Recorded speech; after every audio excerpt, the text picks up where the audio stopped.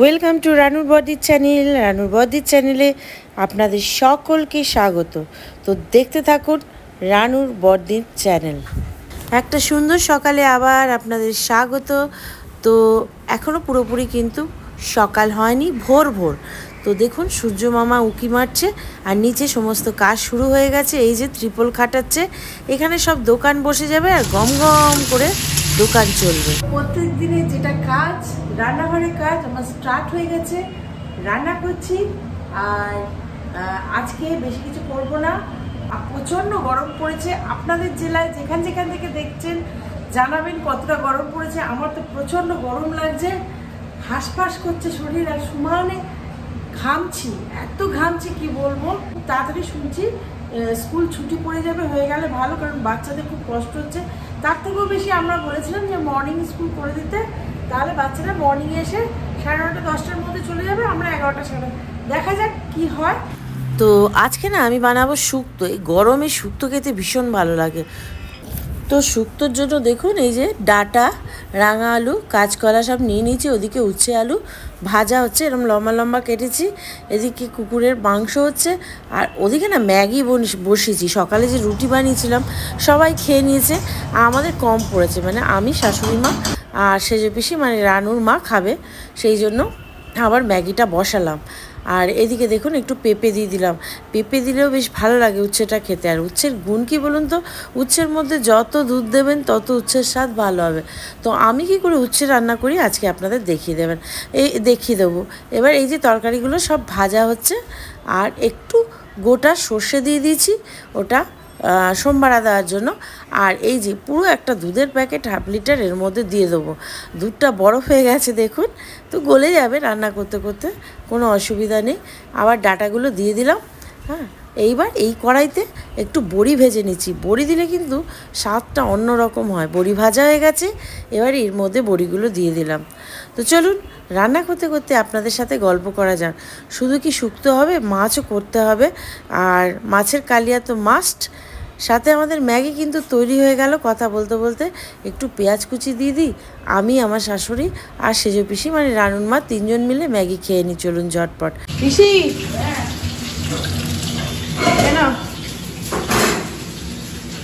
পিসি, এটা তুমি খেয়ে নাও।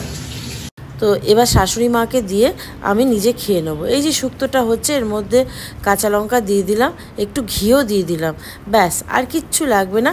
আর একটু চিনি দিতে হবে। আমি কিন্তু 4-5 চামচ চিনি দিই, তাহলে টেস্টটা না খুব দারুণ হয়। আমার শুক্তো কিন্তু রেডি হয়ে গেল। রান্না করতে করতে একদম ঘেমে যাচ্ছি, দরদর করে ঘামছি আর বারবার ফ্রিজ খুলে ঠান্ডা জল খাচ্ছি, যেটা আমার গলার জন্য বা শরীরের জন্য ভীষণ খারাপ।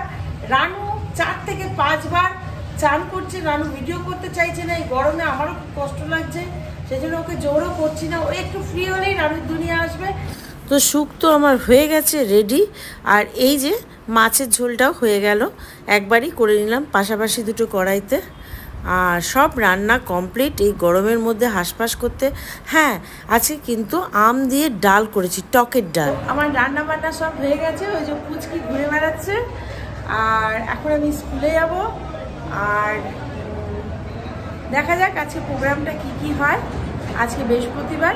আজকে রান্না করেছি আলু পোস্ত, ডাল, শুক্তো, এইগুলো রান্না করেছি। তো দরদর করে ঘামতে ঘামতে চলেছি স্কুলের দিকে, মানে কাজের জায়গায়। কাজে তো যেতেই হবে। প্রচণ্ড রোদ, বুঝতে পারছি না কেন, আর প্রচণ্ড ঘামছি। সবথেকে বড় কথা হলো ছাতাটা নিয়ে আসতে আমি একদম ভুলে গেছি। আজকে স্কুলে না এত অফিসিয়াল কাজ পড়েছে কি বলবো। আমি এবং আমার যে হেডমিস্ট্রেস দুজনেই একদম হাঁসফাঁস করছি কাজ করতে করতে। সবাই করছে। এখন আবার আমাকে বলা হলো যে এইগুলো সব জেরক্স করতে। এই গরমে মানে কে যাবে, কেউ অত বোঝে না, আমাকেই পাঠানো হলো। আর কি করব বলুন, কাজ করলে করতে তো হবেই, কাজ তো না করা যাবে না। এই গরমের মধ্যে সেই 1/2 ঘন্টা 40 মিনিট দূরে একটা জায়গায় গেলাম, সেখানে জেরক্স করলাম, করে আবার ফিরে এলাম। আবার এগুলো অফিসে জমা দিতে। দেখুন জল একদম পড়ে যাচ্ছে। কলকাতায় জলের কি অপচয়। খুব গরম, দরদর করে ঘামছি। অনেকটা দূর হাঁটা, হেঁটে এইগুলো নিয়ে যেতে হচ্ছে। সব জেরক্স করে আবার আনতে হবে, প্রচণ্ড কষ্ট হচ্ছে। ছাতাটা আনতে ভুলে গেছি, আর প্রচণ্ড গরম। জেরক্স করে আবার এইগুলো সব আমাকে আবার পৌঁছতে হবে মেন অফিসে। কি অবস্থা বলুন, অন্য কেউ যেতে পারতো, এই গরমে আর ভালো লাগে? কি করব, সবাই বলছে আপনি যান, আপনি ভালো বোঝেন, আপনি অফিসিয়াল কাজ ভালো করেন। যাই হোক, এখন আমি জেরক্সের দোকানে এসে গেলাম, জেরক্স করেও নিলাম। পরপর প্রচুর জেরক্স ছিল, সব কিছু কমপ্লিট করে আবার স্কুলের দিকে এই যে রওনা দিলাম। ঘামতে ঘামতে চলে এসেছি স্কুল, সব জেরক্স হয়ে গেছে। পাড়ায় পাড়ায় রামনবমীর পুজো হচ্ছিল, এত ভালো লাগছিল যে চতুর্দিকে রামের বন্দনা হচ্ছিল। আগে এত রামের পুজো হতো না, কিন্তু রিসেন্ট কয়েক বছর ধরে গোটা ভারতবর্ষে এই রাম নিয়ে উন্মাদনা। আর অযোধ্যায় রামের প্রতিষ্ঠা হয়েছে, তারপর থেকে সমস্ত স্টেটেই এই রামের পুজো হয়। যাই হোক, স্কুল করে আবার আসতে হলো। মেয়ের একটা জামা 6 মাস আগে কিনেছিল, সেটা পরেছিল, সেটাকে কাটিং করা সেটাকে ছোট করতে হবে। জামাটা অনেক বড় ছিল, তো সেই জন্য সেই চুড়িদারের দোকানে এলাম। আর সামনে একটা বিয়েবাড়ি আছে, সেটা আমি আপনাদের দেখাবো। সেই যে বিয়েবাড়ি যাব, সেই গিফটটাও আজকেই কিনে নিলাম। কি করব বলুন, এই রোদের মধ্যে দফা 4টের পর আবার এই কেনাকাটি করতে হলো। আমাকে আপনারা তো দেখেইছেন, আমাকে সব করতে হয় বাড়িরটা, ফলে আর কি করা যাবে। দুগ্গা করে কেনাকাটি করা হয়ে গেল। চলে এলাম রুমালের দোকানে, কারণ খুব গরম পড়েছে, রুমাল দরকার। তো একটা টাওয়েলও নিলাম আর কিছু রুমাল নিলাম। দেখুন তো এই টাওয়েলটা কেমন সুন্দর হয়েছে। তো এগুলো কমপ্লিট হয়ে গেল, করে টাকা মিটিয়ে দিলাম দোকানদারকে, দিয়ে আবার বাড়ির পথে রওনা দিলাম। তারই মাঝখানে নতুন বউয়ের গিফটটা কিনে নিলাম। কি নেবো ভাবছিলাম, নন বেঙ্গলি ফ্যামিলি, তো ভাবছিলাম ঘাগরা চলি দেবো কি সারারা দেবো। মেয়ে বলছিল মা একটা ভালো সারারা কেন, কিন্তু এই দোকানটা ঢুকে ভুল করেছি, এত দাম, 5-6 হাজারের নিচে কোনো সারারা নেই। অনেক দাম এত কেনাই যাবে না। যাই হোক, এখান থেকে নেমে অন্য দোকান থেকে কিনলাম, কিনে আবার বাড়ির পথে রওনা দিলাম। এই যে অটোতেও প্রচণ্ড ভিড় আর লাইন। এখন যাচ্ছি আমি সেই ভাইজির বাড়িতে, যেই ভাইজির বিয়ে হয়েছিল দাদার বাড়িতে যাচ্ছি। আমার বাপের বাড়ির পাশেই ওরা থাকে। অ্যাকচুয়াল ওরা খুব খুব ক্লোজ, আমার রক্তের সম্পর্ক না হলেও আত্মার সম্পর্ক আমি মনে করি, আমার নিজের দাদার থেকেও বেশি। তো ছোটবেলা থেকে ওদের কোলে, ওই দাদার কোলে পিঠে বড় হয়েছি। পাড়াতে তো দাদা, কিন্তু আমার ভীষণ ভালো লাগে ওদের বাড়ি যেতে। আর ওই দাদার বাড়িতে গিয়ে বৌদি, ভাইজি আর ভাইজির ছোট্ট মেয়েটা এসছে। মাঝখানে ওর শ্বশুর বাড়ি চলে গেছিল, আবার এসছে কদিনের জন্য। তো ওই বাচ্চাটার জন্য ওই যে ঘুরতে গেছিলাম আমরা ইস্ট সিকিম, তো ওখান থেকে একটা জিনিস এনেছিলাম, সেইটা বাচ্চাটাকে দিয়ে আসি। আরও যা কিনেছি সেগুলো বাচ্চাটাকে দিয়ে আসি। আর ভাইজির সাথেও আড্ডা মেরে গেছি। অলরেডি আমার লেট হয়ে গেছে। রানুর দুনিয়ার টাকাটা কেন আটকে যাচ্ছে, ওর কাছে যাচ্ছি যাতে ও একটু দেখে দিতে পারে চ্যানেলটা কি প্রবলেম হচ্ছে বা কেন টাকাটা আটকে আছে। তো যাই, আর আপনারাও দেখতে থাকুন রানুর বর্দির চ্যানেল। 8টার মধ্যে আসতে এখানে 8:17 বাজে, 8টা অলরেডি বেজে গেছে। তো আর দেরি না করে এবার রওনা দিই। তো দেখুন 8:20 বাজে, এবার আমি ঝটপট রওনা দেবো। ওটা গোছাতে ব্যাগ গোছাতেই আমার দেরি হয়ে গেছে। তারপরে বাড়িতে একজন গেস্ট এসেছিল, তাকে চা করে দিলাম, খাবার দিলাম, মিষ্টি দিলাম, ফলে আমি লেট হয়ে গেছি। তো যাই হোক, এখন আমার ব্যাগ গোছানো হয়ে গেছে, আমি তাড়াতাড়ি হাঁটবো। মোটামুটি 8:30 থেকে 15টার মধ্যে আশা করছি ওর বাড়ি পৌঁছে যাব। তারপর দাদাকে বলবো একটু ছেড়ে দিয়ে যেতে, কারণ রাত হয়ে যাবে। তো চলুন যাওয়া যাক। তো আমি এখন দাদার বাড়িতেই বসে আছি। দাদার মেয়ের জন্য একটু ভাইজিটার জন্য, ভাইজির মেয়েটার জন্য যা এনেছি সব দিয়ে দিয়েছি। তা এই যে বসে, হ্যাঁ এই আমার অনেক পুরনো, আমাদের গৌরী মাসি দাদার এখানে থাকে, দাদাকে খুব ভালোবাসে। এই যে নাতির সাথে খুব আনন্দ হচ্ছে, এটা ভাইজির মেয়ে আর কি। খুব ভালো লাগছে এসে, পুচকিটাকে কোলে নিয়ে খুব আনন্দ হচ্ছে, ছটফট করছে, আমাকে বলছে বাইরে নিয়ে যেতে, ঘোরার খুব ইচ্ছা ওর, ও ঘুরতে যেতে চাইছে। তাই না বাবা?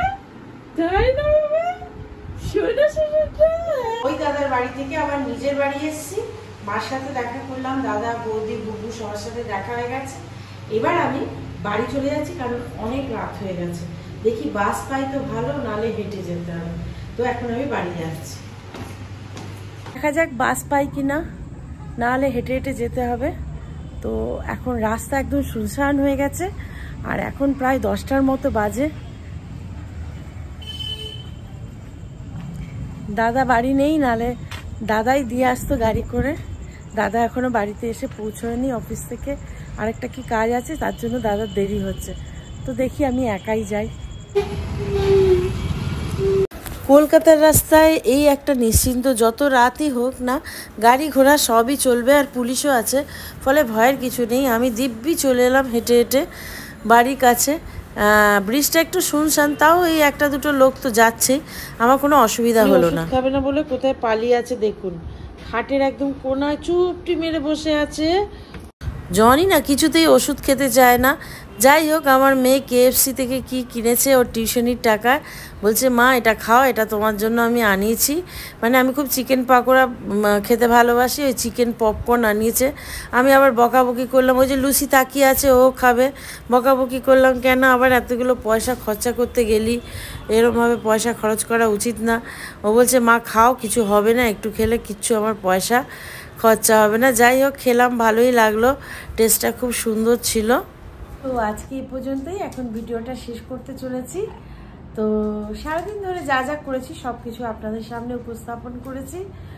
তো আজকে প্রচণ্ড শরীরটা খারাপ হয়েছিল, স্কুল থেকে এসে মাথা যন্ত্রণা ছটফট করছিল, এত গরম। আর 12টার পর থেকে এমন লু বইছে না, মানে আপনাদেরও গরম লাগছে, শুধু আমার না, এটা আমি ভালো করে জানি। তো সেই গরমে আর ছাতা নিয়ে যেতে ভুলে যাচ্ছি রোজ, তাড়াহুড়োতে যাই, যদি লেট হয়ে যায়, অটো যদি না পাই দৌড়তে থাকি, ছাতাটাও ভুলে গেছি।